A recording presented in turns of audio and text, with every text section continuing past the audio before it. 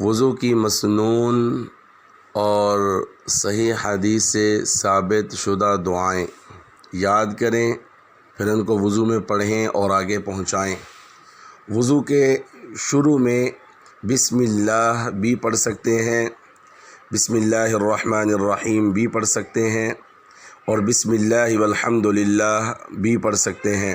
طبرانی میں حضرت ابو ہریرہ رضی اللہ تعالی عنہ سے روایت، رسول اللہ صلی اللہ تعالی علیہ وسلم نے فرمایا، ابو ہریرہ جب تو وضو کیا کرے تو بسم اللہ والحمد للہ پڑھ لیا کر، جب تک تیرا وضو رہے گا فرشتے تیرے لیے نیکیاں لکھتے رہیں گے۔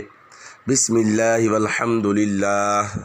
وضو کے درمیان کی دعا، اللہم اغفر لی ذنبی ووسع لی فی داری وبارک لی فی رزقی، اللہم اغفر لی ذنبی ووسع لی فی داری وبارک لی فی رزقی۔ سنن نسائی میں یہ روایت موجود ہے۔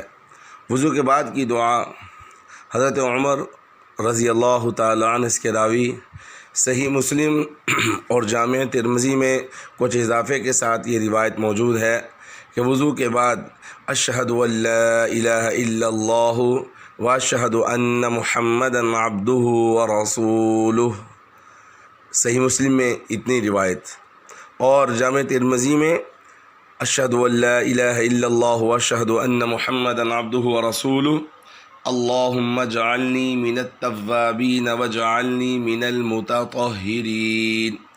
حضرت عمر رضی اللہ عنہ سے روایت کہ جو وضو مکمل کرنے کے بعد یہ دعا پڑھے گا، اشہد ان لا الہ الا اللہ واشہد ان محمدا عبدہ ورسولہ، اللہ تبارک و تعالی اس کے لیے جنت کے 8 دروازے کھلوا دیتے ہیں، جنت کے 8 دروازے اس کے لیے کھول دیے جاتے ہیں۔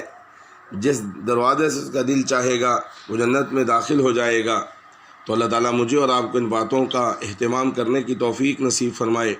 اگر مکروہ وقت نہ ہو، یعنی سورج طلوع نہ ہو رہا ہو، زوال کا وقت نہ ہو اور غروب نہ ہو، اور جب فجر کی اذان ہو چکے اس وقت سے لے کے سورج طلوع ہونے تک عصر کی نماز ادا کر لی ہے، تو عصر کی نماز کی ادائیگی سے لے کر سورج غروب ہونے تک ان اوقات کے علاوہ اگر کوئی اور وقت ہو تو 2 رکعت نفل نماز تحیۃ الوضو، 2 رکعت نفل نماز تحیۃ الوضو ادا کر لیے جائیں۔ اللہ تبارک و تعالیٰ اس کی برکت سے اس کو جنت کا وارث بنائیں گے، اللہ تبارک و تعالیٰ اس کی برکت سے اس کو جنت کا وارث بنائیں گے۔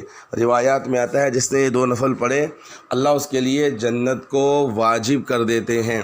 حضرت بلال حبشی رضی اللہ تعالی عنہ یہ 2 نفل ہی پڑھا کرتے تھے کہ جن کی برکت سے اللہ تبارک و تعالیٰ نے ان کے جوتوں کی آواز جنت میں سنائی دی۔